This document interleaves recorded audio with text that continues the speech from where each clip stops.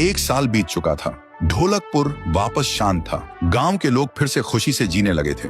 हर पूर्णिमा को लोग एक दिया जलाकर ठुन ठुन ठुन साहुर को याद करते थे। पर एक रात कुछ ऐसा हुआ जो फिर से सब कुछ बदल के रख दिया। लाशें फिर से मिलने लगी। हर 2 दिन बाद किसी न किसी के घर के सामने एक कटी हुई लाश पड़ी होती। गांव फिर से कांप उठा। एक दिन सब लोग महाराज के पास पहुंचते हैं और रो रो कर गांव की घटनाओं के बारे में बताते हैं। रात को महाराज 2 सेनापतियों से कहते हैं, जाओ और खोजो इस कांड के पीछे कौन है। लेकिन सुबह सिर्फ उनकी लाशें लौट कर आईं। एक का सिर था ही नहीं, दूसरे के पैर कट चुके थे।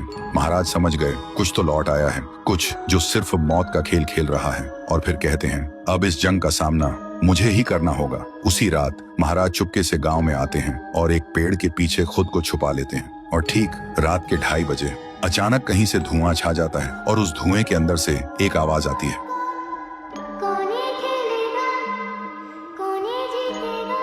और फिर धुएं के बीच से निकलती है एक गुड़िया, गोल आंखें, एक बेजान सी मुस्कान, लेकिन चेहरा मौत का पैगाम।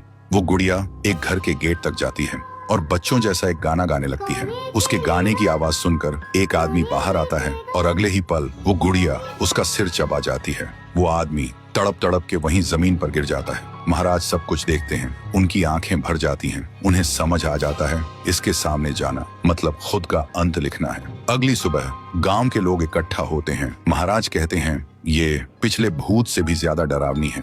इसे सिर्फ वही हरा सकता है जो मौत को पहले ही हरा चुका है। और फिर एक पूर्णिमा की रात सब लोग दिया जलाकर पुकारते हैं, आप वापस आइए, आपके बिना ये गांव जिंदा तो है पर जीने जैसा नहीं। तभी एक आवाज गूंजती है और उसी देह की आग से एक जलता हुआ पेड़ बनने लगता है और उसी पेड़ में से ठुन ठुन ठुन साहुर निकलता है। तभी फिर से वही धुआं छा जाता है और उसके साथ ही एक आवाज।